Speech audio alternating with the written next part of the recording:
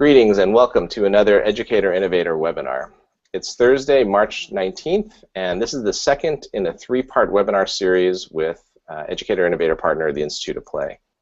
Today's webinar is titled TeacherQuest Talks, Feedback is Immediate and Ongoing, which focuses on games and assessment. I'm your host, Paul O. at the National Writing Project in Berkeley, California. For those of you who are gamers, or for anyone who's played a video game or an app game on your phone, you've probably experienced the fact that feedback is immediate. You fling a bird at some pigs with the aim of knocking them down, and either you succeed or you don't. If you don't, you analyze what went wrong and try again. So this notion of games providing immediate and ongoing feedback, this time in more traditional learning contexts, and what that means for teacher professional development is the topic of today's webinar. I'm really excited to be able to introduce our guests. We have Dan O'Keefe from the Institute of Play, Lisa Machado from Neil Armstrong Middle School in Bethel Park, Pennsylvania, Misty Capozzoli, Founders Hall Middle School in McKeesport, Pennsylvania, Jen Sikorsky from Founders Hall Middle School in McKeesport as well, and Gwen Cohen from the Hampton Middle School in Allison Park, Pennsylvania. So let's let our guests introduce themselves in a little bit greater depth, and I'll just go from my screen left to right. So Dan, could you please introduce yourself? Unmuting now. Hi, I am Daniel O'Keefe, and I am with the Institute of Play. I was a middle school math teacher for many years, and then I moved to work with Institute of Play in the early stages and recent stages of Quest to Learn School in New York City, and now do a lot of work with professional development outside the school as well. Great, thanks, Dan. And Gwen, you're up next.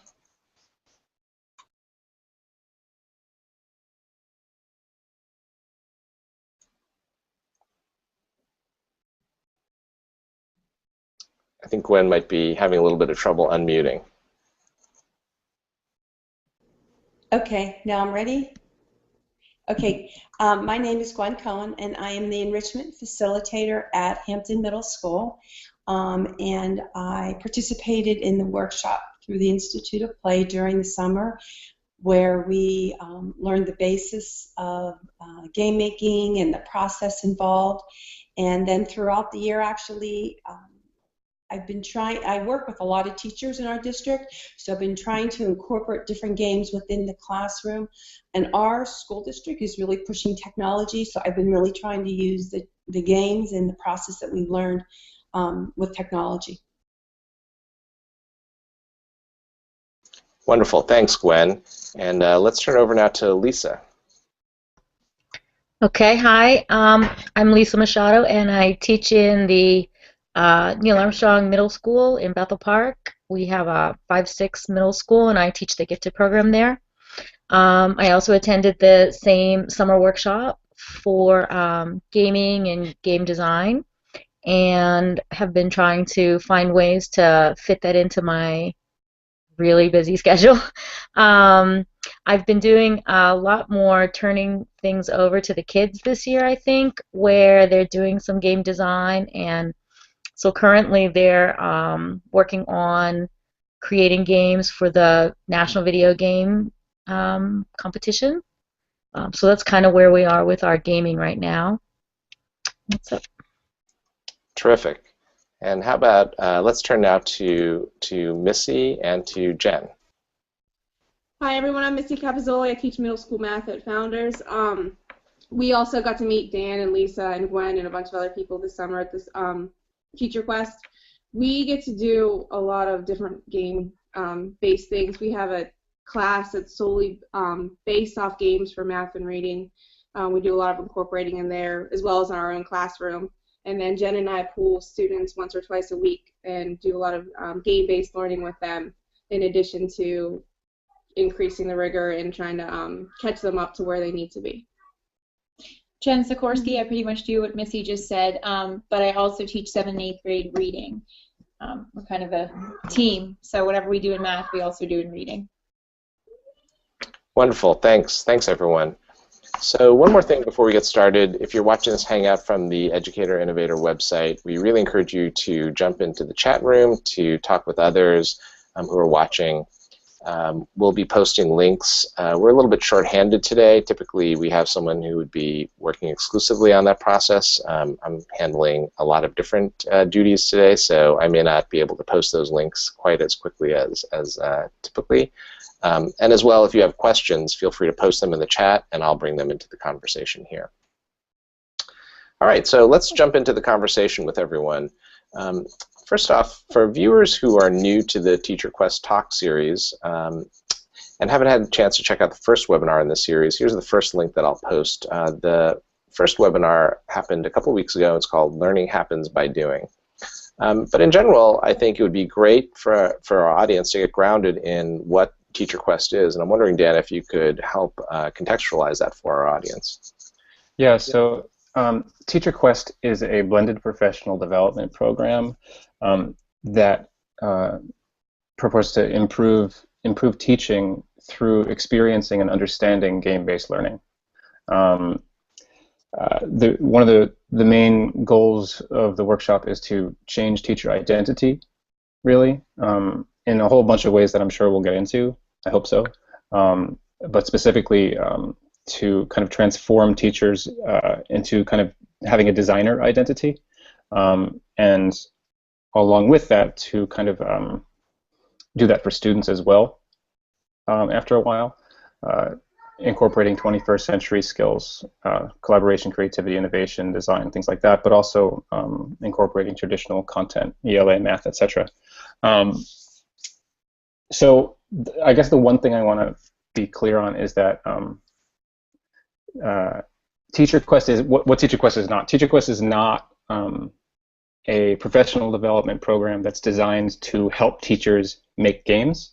It's not a professional development program that's helping teachers to use games. It does both of those things, and I think it does them pretty well.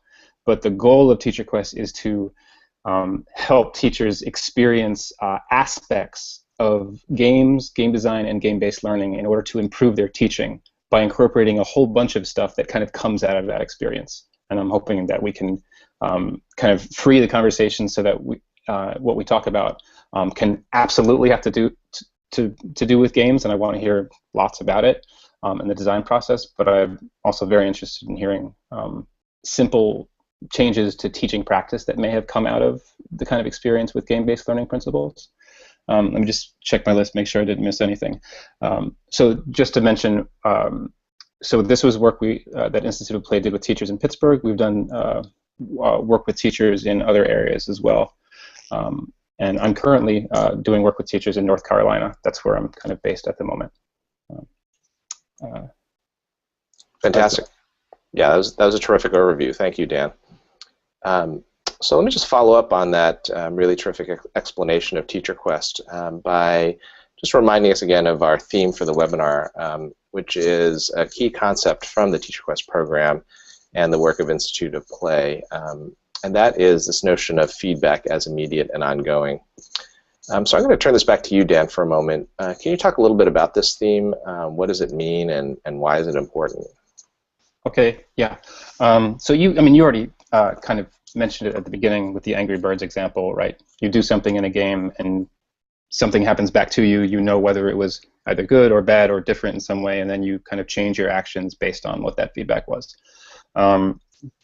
So games are examples of systems in which feedback is happening a lot, and you want to react to that feedback a lot, and the feedback makes you want to react to it a lot. It's very connected with kind of a constant sense of challenge, but that a challenge that is not too hard or too easy.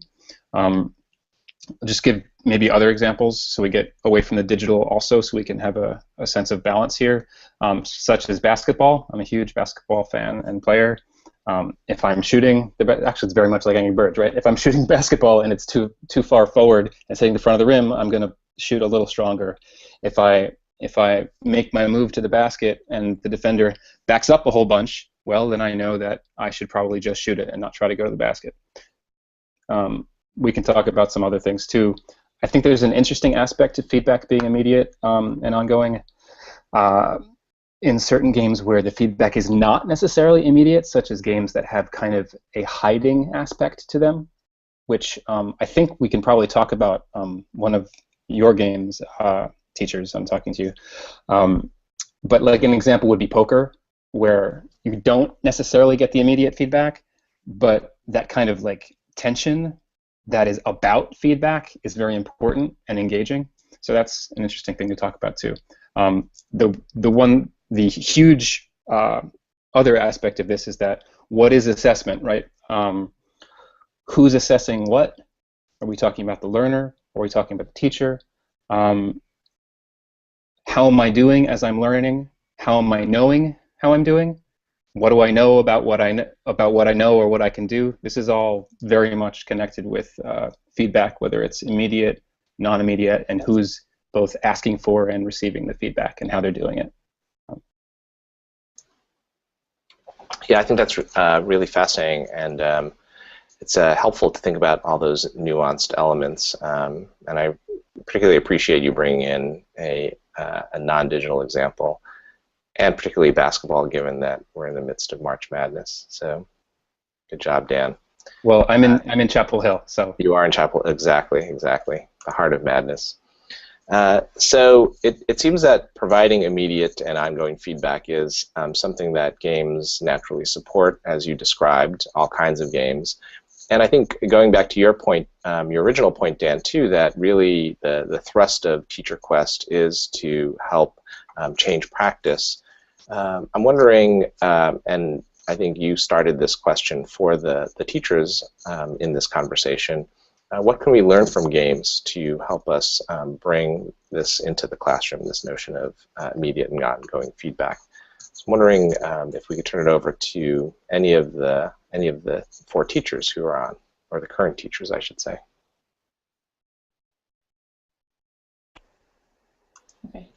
All right. I don't know if they can see me. So when you were talking about feedback, a lot of times the typical teacher role is, yes, no, very good. I ask, you answer, and that's about it. But I think a lot of times the TeacherQuest is that we learned that a lot of the feedback can come from other students to each other, and that the teacher steps back and they can assess each other, they can give feedback, they can compete with each other, and a lot of what they know and what they can prove that they understand comes from each other instead of a yes, no, let me call on you, raise your hand type of atmosphere, and it gets them to show more of what they understand because they want to either prove their peers correct or prove them wrong.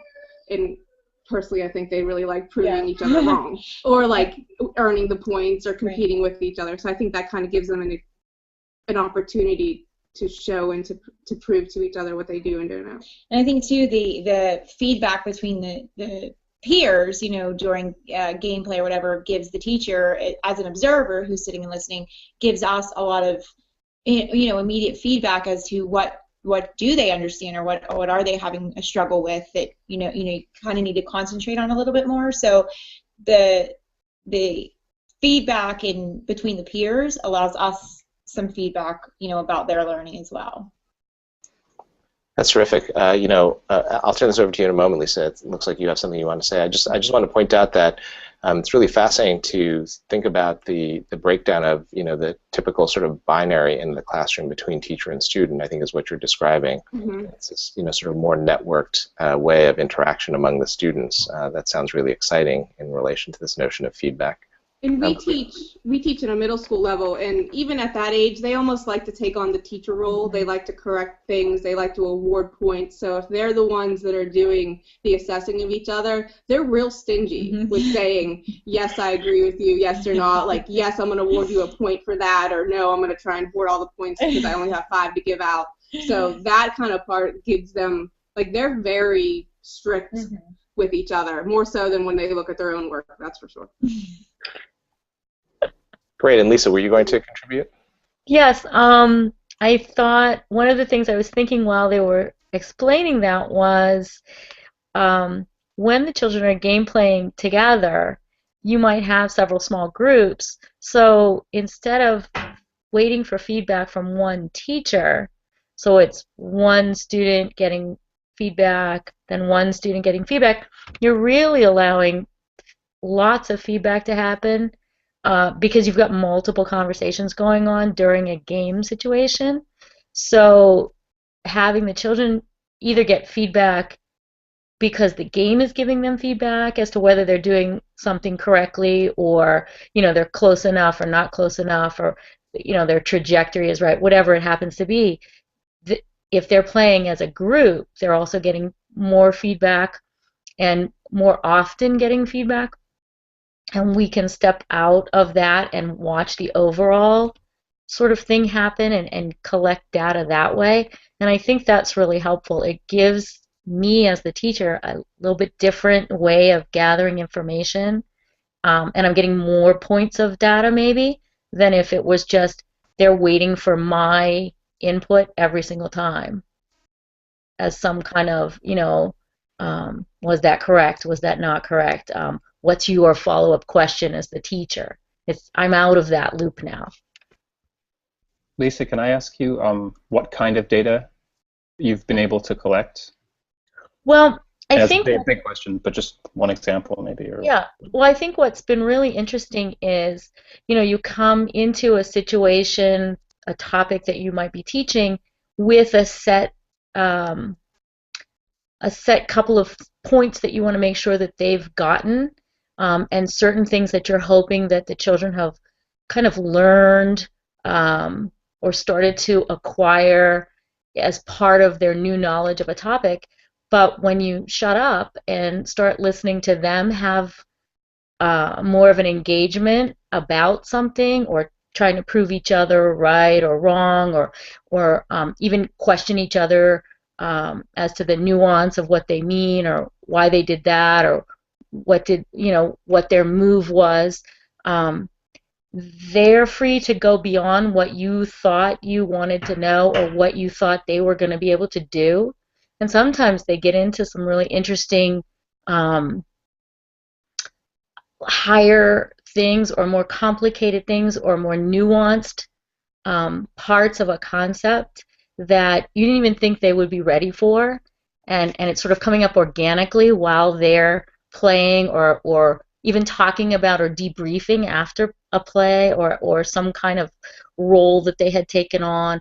I do a lot of simulation in my classroom. I mean, I guess it's gameplay in its own way, but it's not like game pieces and things like that, but more simulation type gaming that we do.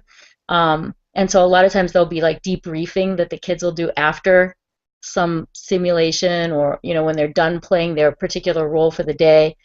Oftentimes you'll hear them talking about it, and it's then that you're like, oh wait, I didn't realize you got that level of understanding of what it meant to do that or take on that job, or that kind of thing. And I think sometimes when you're just using your lesson plan and saying, okay, I need to ask this follow-up question and this follow-up question, you've limited what you might learn about what they've learned. I don't know if that makes sense. Yeah, I love that. So thanks, Lisa. I want to give Gwen a chance. Did you want to chime in, Gwen? Yeah, but I just wanted to say, like, especially today, we were playing the game Pit, and you probably ever heard of the game Pit, and it's a stock market game. And we're teaching the stock market in math class, and I'm working with the teacher. And we wanted to add a different aspect to the game and make it our own. So we created scenario cards. And we played the game probably 3 different times, and each time I take a role where I'm standing back more, because the kids are kind of changing the game, learning the concepts, but knowing what they can add to the game to make it better. And I've just become more of a facilitator, just watching them, and they add scenarios. So not only do they give me feedback, they give each other feedback, and they really help the game become better. Oh, go ahead, Dan. Yeah, I was just curious, Gwen, if there was a specific example of a game change that stuck out. I know there's a lot going on in the classroom when they're doing stuff, but I'd love to know one thing that you remember about it. The game? Yeah, or you mentioned kids were changing it. Well, they added, like, I created my own scenarios within the game. So the game just is exchanging commodities, and then we wanted them to learn more about the stock market. So I created scenario cards like stock splits and adding different terminology, and then they started adding additional scenario cards using additional terminology that they've been learning also within the class. So that's how and that's how it grew. And they also changed the rules to make it more fair. So we looked at that aspect, and also point-wise. I mean, like at the end of the day, we were playing it at 2 and at 3 o'clock. A student came back to my room and said, Ms. Cohen, I think that we could make a really good change to this game by having a game about hoarding and points deducting, and they just really add to the game, and they're so much more engaged, I think, when they're able to have that feedback and to be able to make that change and make the game more their own as well. But they're learning that terminology, whereas just sitting and telling them, you know, all the different terminology, they're just not engaged, and they love playing that game. I mean, they play it. They want to play it every day. That's really cool. I just want to mention the word that no one's said yet, but everyone's been talking about, which is the word power. And it seems like you're all talking about a sense of power that students are feeling in some way based on these descriptions. That game set, that sounds pretty fun, what you're describing. Yeah. Yeah, I just want to jump in and say as well that to me it's fascinating, you know, this notion of feedback as ongoing. You know, one could think of it in the ways in which you know, you all have described this as being a way to better understand, you know, what kids or what young people are learning, or what we're learning about, you know, what they're doing as they engage in these games. But it's fascinating when to think about the fact that this, and I suppose this goes back to what Dan was saying about power, you know, that your students have this sense of agency, that they can change the game, they can mod the game, which, you know, would be the equivalent of, you know, kids being given an assignment and then feeling like they have the agency to change that assignment to make it more fair, for instance. You know, it seems like a really powerful lesson, and a sense of again, sense of agency or sense of power that these young people have to be able to modify their own learning. Realize there was not a question embedded there. I should end these things with a question, because I would love to hear if this has also been, you know, the experience that you all have had. You know, not simply this ability for young people to be in conversation with each other, but to take, you know, the games themselves and alter them. It seems like that's a really interesting aspect of this notion of feedback.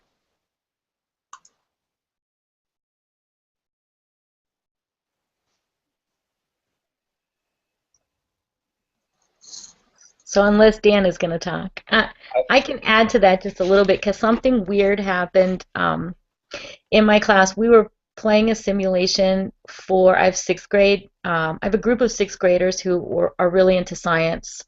So their enrichment for the year is science-based. So I was having them learn hereditary genetics through a simulation game where you're breeding dragons. It was created, I want to say, by Cornell or somewhere. It's for high school, but we used it. And so the children were I wasn't teaching them genetics. They were figuring out genetics, I guess, how it worked through this simulation they were playing. And they decided on their own that they thought, since they could learn high school genetics, like a high school level course, by playing around with this sort of game with avatars, and it's pretty neat. They thought that they could create a game, a board game or a card game or some type of gameplay for younger children to learn about hereditary genetics. So that's what they've started doing. They're actually, I think they just finished. It's 7:30, so they probably just finished up. They had a meeting set at 6 o'clock at Panera to actually work on the game tonight. So they got together after school with some paper and markers and whatever, and so they've decided, they think, since they could learn something that was very difficult through playing a game, they thought they wanted to try to teach it to even younger people through a game. So that's what they're on to now, on their own time, because sometimes we don't have all the time for things that they want to do in school, in actual school. So they're doing it now. But it kind of just came up, I don't know, it was their own idea, and it just sort of came up. It made sense to them that because they learned something difficult through playing around, that maybe they could create that same situation for other kids, even younger. I'm curious as to, first of all, it's really cool. I'm curious as to whether you think that the task that they're engaged in now, basically building a playful learning experience for younger students, could be an assessment task for your students. Oh, like, for sure. Could you learn? Is that evidence of something somehow? I don't know how you do it, but yeah, I mean, in order for them to be able to use the game with other people, with children, I mean, their goal, they have 2 goals. Well, actually, they had 3 goals that they talked about. We had a meeting 2 days ago, and about this idea that they had, and so they had 3 objectives, and one was that it was fun, and the other one was that the children could create a creature, that they made a creature and that it followed the general rules of how it happens in the natural world, but also that it teach them. So their objective, one of their objectives is to teach, so what they're doing has to make sense and be accurate. And so it's a great assessment tool for me, because I'll be able to play the game and see that, okay, these things are fitting together correctly. They understood these concepts of, how genetics work, and how you inherit traits, and that this trait is dominant and this trait is recessive, and this is how that works when those 2 things run into each other. So there are a lot of things that they're going to be able to demonstrate to me that they know on our upper middle school level about their topic, but they're going to be able to, I think, deliver it in a way that is accessible to elementary school kids. I mean, because that's their main goal, that's their plan. So yeah, I think in a way it's a test, or they gave it to themselves, but it's a test. I think this is an interesting segue into this notion that Dan brought up when he was introducing himself, this idea of feedback as immediate and ongoing, really focusing on the kind of feedback that students get and the kind of feedback that teachers get about how students are doing. And so I'm wondering actually if we can jump off from what you just described, Lisa, and talk a little bit about the feedback that teachers get. So would anyone else care to share an experience that you've had with TeacherQuest, or something you've done in your classroom where you've used or experienced immediate and ongoing feedback as a teacher? I think Lisa gave this really interesting example of how she's thinking about this game development that her students are doing. But Gwen or Missy or Jen, would you like to share? I think a lot of the feedback that we get is like mastery for skills in math. So a lot of the game-like things or the competitive things that my kids are interacting and having feedback are whether or not they mastered a skill, and then I can see it later on if they can identify that they need to do that skill in a scenario. Jen and I have a lot of struggling learners. The intrinsic motivation is not there to take it above and beyond for the most part. So a lot of the motivation we instill in them has to come from things that are happening in the classroom to get them engaged in the classroom.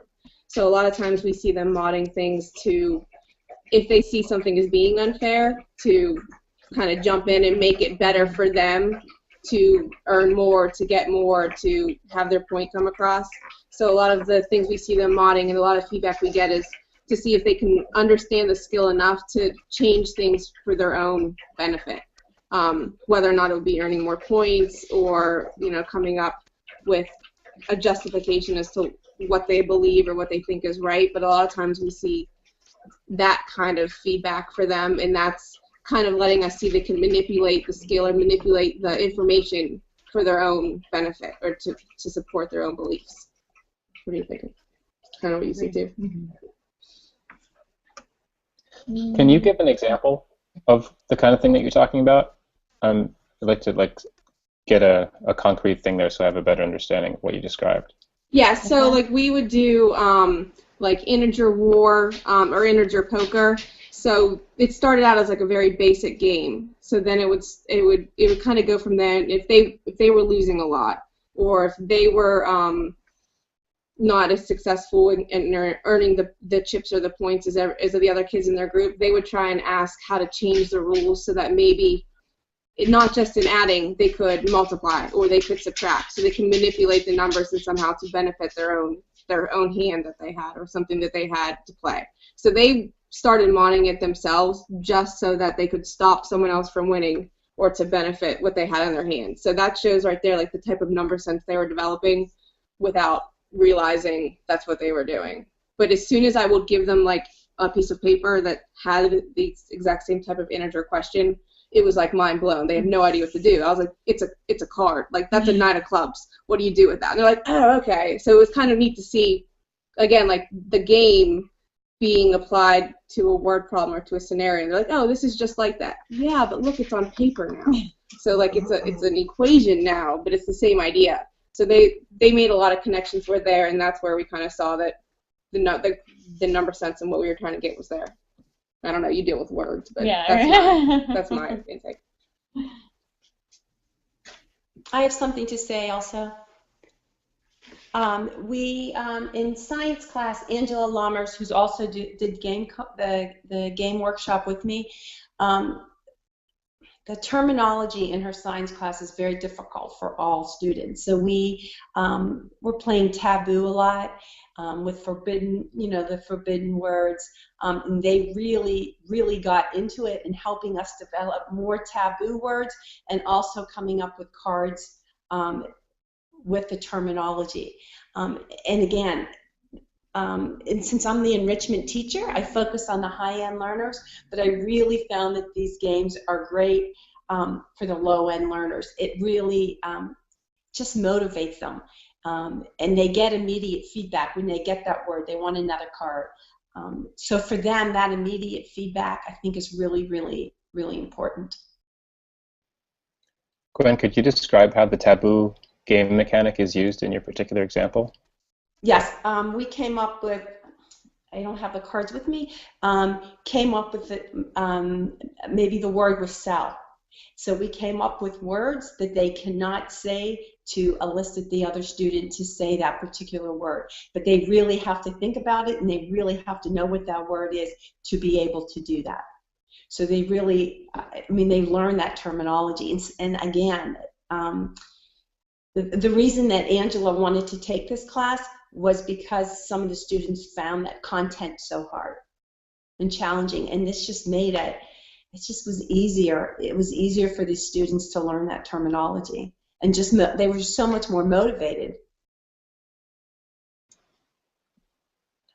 Great, thanks. I'm wondering, Dan, if we could turn to you for a moment and just ask you in general, what are some of the different ways that you would say that games can be used for assessment? I know that we've heard some examples here, but I'm wondering if you could help us, tie this all together, perhaps, or give other examples. Yeah, and some examples have been described, right? The whole example of modifying a game after playing the game has been used a couple of times now, both as a design task and as an assessment task. So that's one way to do it. It depends on the game itself, and it depends on what the purpose of the game was, right? If it's a game that's supposed to kind of like help you learn versus a game that's supposed to kind of show what you learned, not that they can't be the same thing. So anyway, the game modification seems to be helpful in a lot of cases. Also, what Missy, you were describing, the 9 of clubs thing, like the game scenario as an assessment task. You can imagine any kind of game, but you've got your word problem about whatever, +9, -9. I'm not sure what the case was, or you've got like a visual representation of the game state and if you were this player, what would you do and why? That can elicit the thinking that you're looking to assess. There are also other kind of games where, and maybe you all have already described them, where the game kind of either becomes or creates a product, such as like a game where the students, the players end up writing a story together, or creating a mind map together as kind of an outcome, which can then be evaluated in a whole number of normal teachery ways, like classroom discussion, group discussion, or become part of a design task. There's also a straight up kind of observation, as Lisa was describing, how you can, that depends on numbers and timing, but in terms of what you can observe as you're floating, it also depends on whether you have a co-teacher sometimes. And then sometimes simply a playtest review action can be a nice seed for a whole bunch of different tasks. And when I say a playtest review, I simply mean like, okay, you just played this game, and you have this little thing in front of you that says, how fun was it? How challenging was it?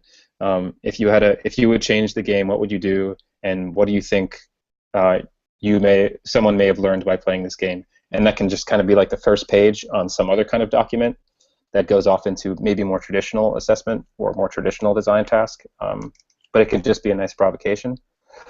But backing up from those, I just want to say, we call this exploding the game.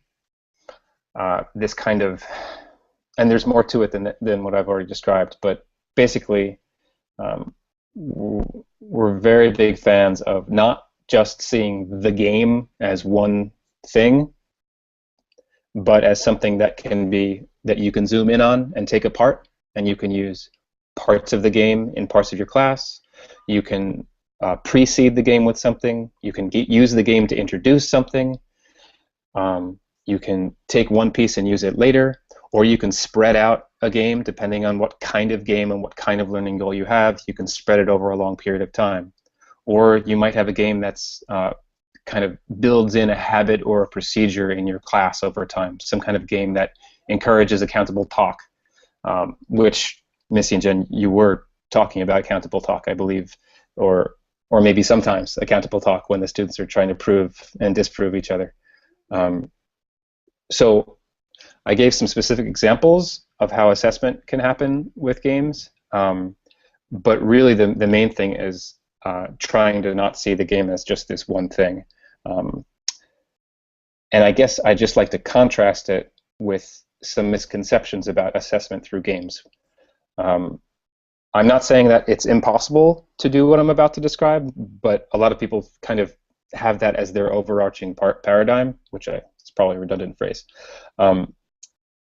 The kind of, I'm going to use a game in my classroom, and it needs to collect points, and based on those points that everybody gets during playing this game, I can use those points to tell me exactly what they know. That's certainly possible, and I know that there's a lot of digital initiatives to kind of make that stuff happen as well, and all power to them. But that combined with the kind of gamification / badge / pointifying everything in a classroom tends to be the way a lot of people see games and learning, and I just want to kind of make sure that everyone's aware that there's this other whole kind of beautiful area which we call exploding the game that can be really powerful. That's great, thanks, Dan. And I'm wondering actually if you could help us understand a couple of things. One is you mentioned playtesting, and I'm wondering if you could talk a little bit about what playtesting means, because I'm not sure that everyone in the audience is familiar with that term, and then within the context of how you described it. So playtesting, it sounded like as a part of a reflective process. So that was part one, actually. I'll just start there. So actually, I'd like to throw that to one of our teachers from TeacherQuest, if you don't mind, Paul. If you could, I think it would give a nice insight into what TeacherQuest felt like.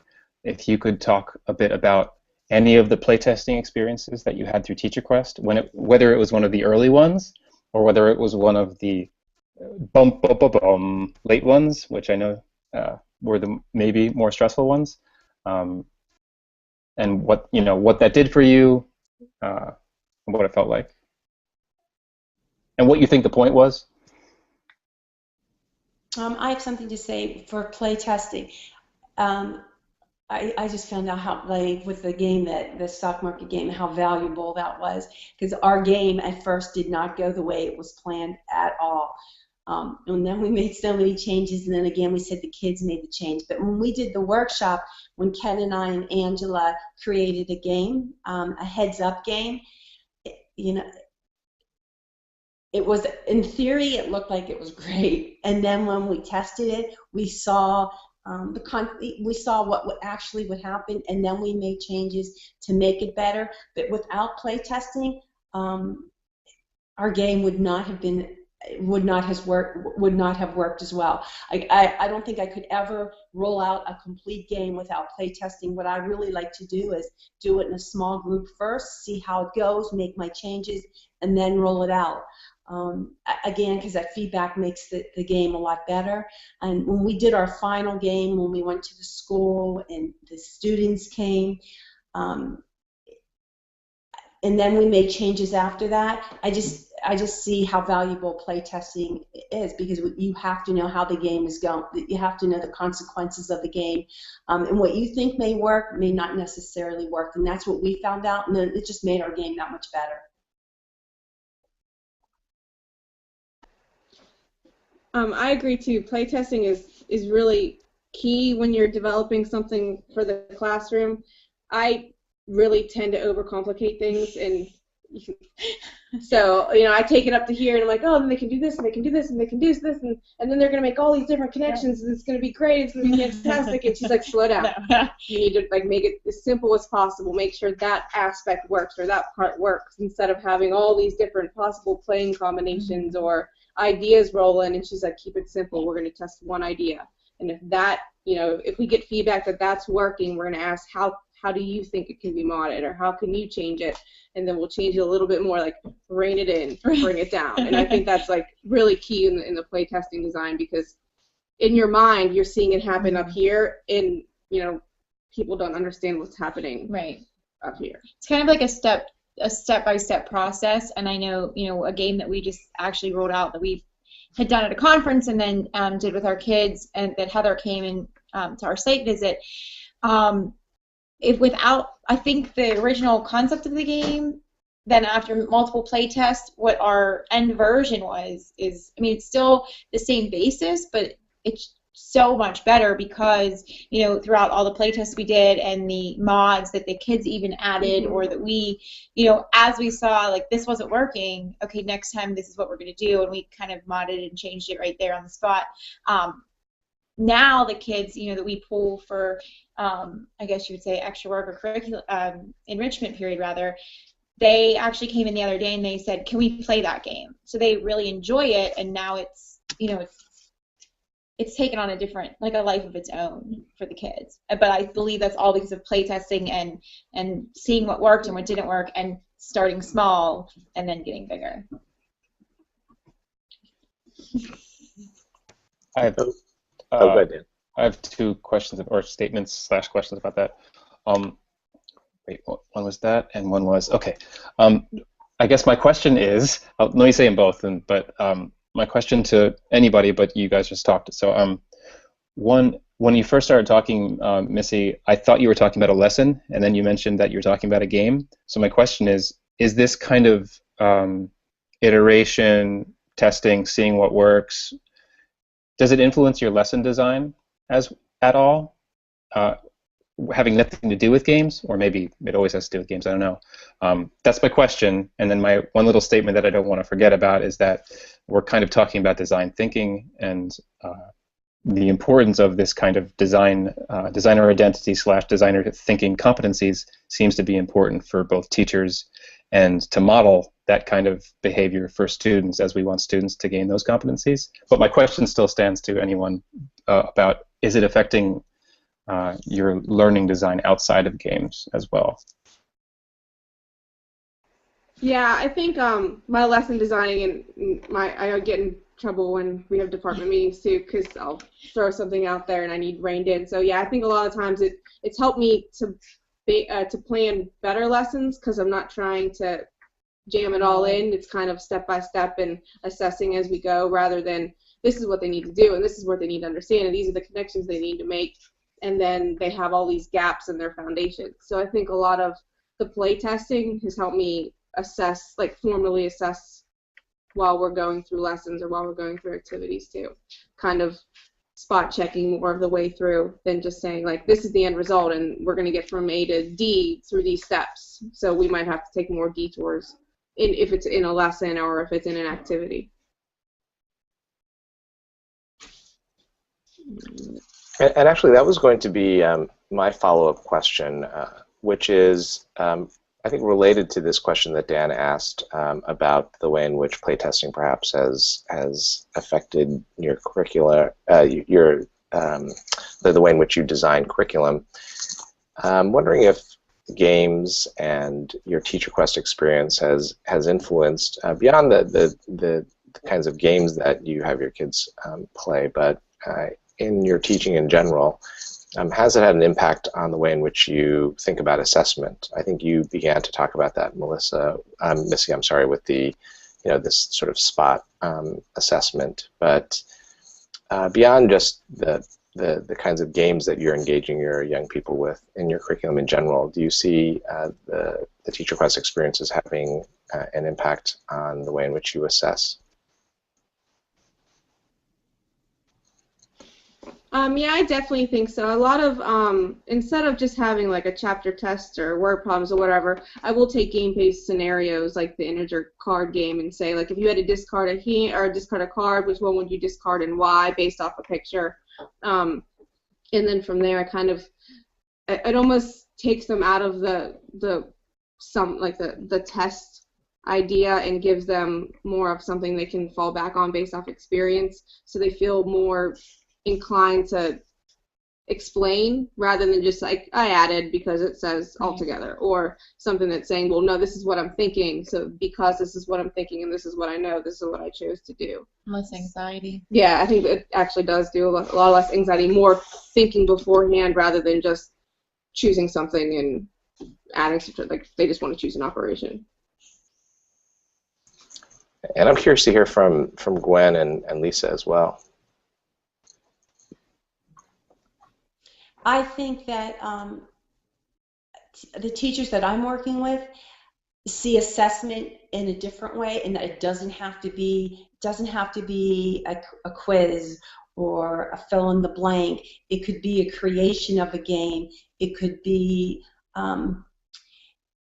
something that's more relevant and not something that they could apply more, like creating a game and not just like a quick answer. And so I think teachers in my building have gotten a lot better with that in how to assess. And there's different ways to assess, and especially like creating games. And I know this isn't focusing on technology, but a lot of the kids have been creating games using the technology. But again, looking at the final result rather than just answers on it, true and false quiz or something like that. Excellent. And Lisa, would you like to jump in? Sure. Okay. So I'm kind of strange about assessment. I do a lot of project-based assessment type things. I have some of that luxury because I'm the enrichment teacher, so yeah, maybe I get away with some things. But I totally believe that all the things that we apply in gifted ed would work equally well in other areas too. But my students spend a lot of time creating product rather than taking a paper or pencil test. I just feel like it shows me a little bit more about what they're doing and what they're thinking and why they're doing it. So assessment for me, and games and assessment, kind of, that makes sense to me. Being something else or showing something else or making something else kind of works for me in the context of what I'm trying to do with the kids and the way that we approach learning new concepts. So this kind of assessment, I like this kind of ongoing assessment, and I also like when you can have the children create something in order to show that they understood what was being taught and what major concepts you were hoping to get across, as opposed to doing several weeks of work and then this big culminating, 5-page test or something. So for me, this worked into my worldview anyway.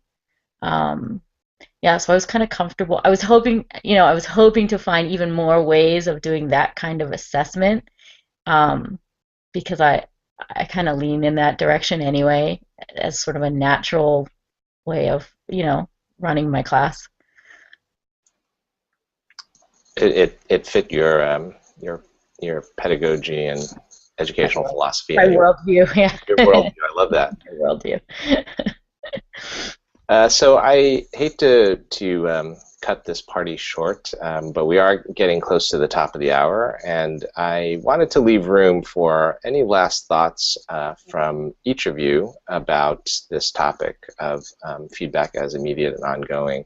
And I'd love to start this time from my screen right with Missy and Jen, and then move next to Lisa, and then to Gwen, and then hear some final thoughts from Dan. So any final thoughts on this topic? And actually, you can explode it out too if there's something else that you'd like to discuss in relation to your TeacherQuest experience. So Missy and Jen?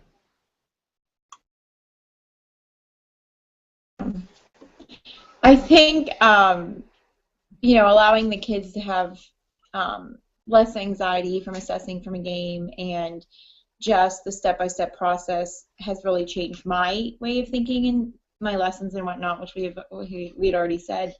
I don't know. I think too, it's just important that they're not just getting feedback from us because we teach middle school and they basically have a language of their own, so they might be able to explain something or in whatever language that they choose to use and slang and whatever. And it just makes more sense coming from someone who's your peer sometimes to explain something than it does coming from an adult that you're half tuning out anyway.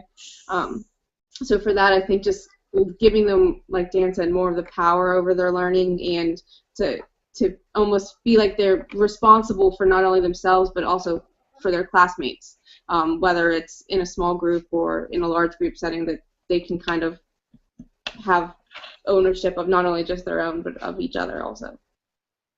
And we're out. Yeah, I have to say I totally agree with that. My classroom tends to be student-centered rather than teacher-centered, so this sort of works really well with that. And then what I've noticed is that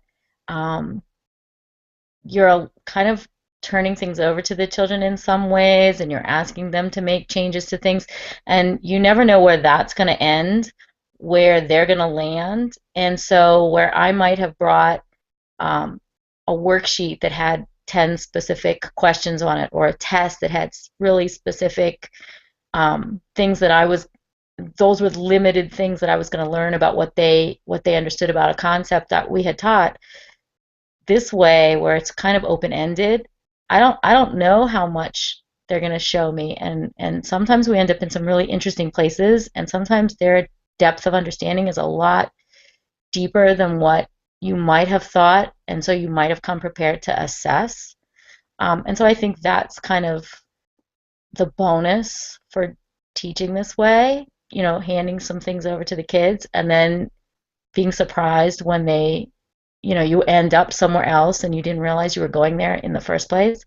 That's fun.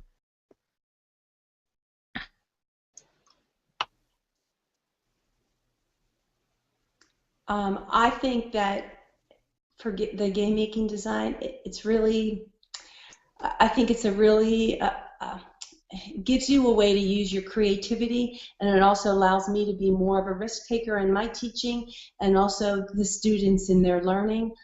And as a gifted teacher, I also see skills that may not be used with a pencil and paper, decision-making skills and higher order thinking skills. I think that all comes into play, and I think those skills are developed and used so much more with designing the games and playing the games with the kids.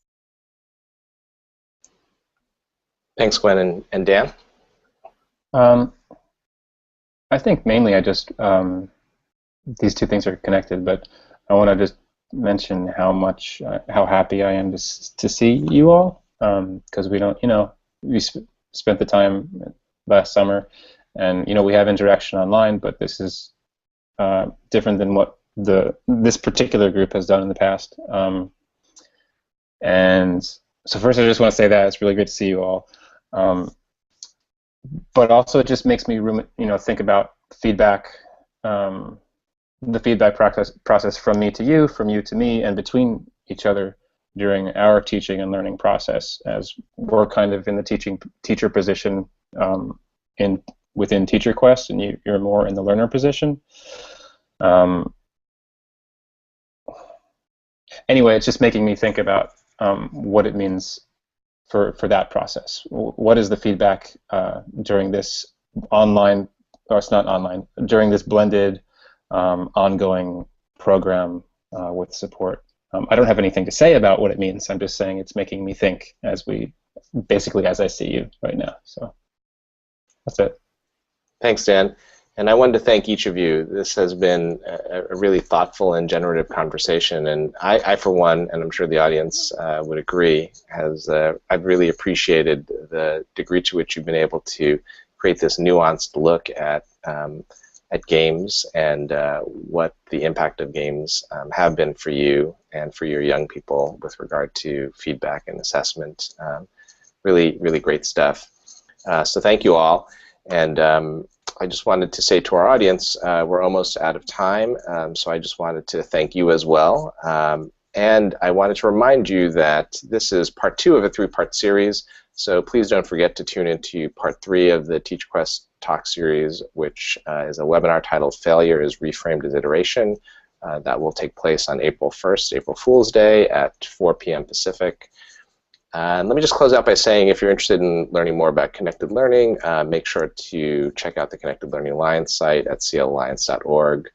And if you'd like to keep abreast of future opportunities from Educator, Innovator, and partners like our tremendous friends at Institute of Play, please sign up for our monthly newsletter at the educatorinnovator.org website at the bottom of the page. You can also follow Educator Innovator on Twitter at innovates_ed. Thank you all and have a good night. Bye.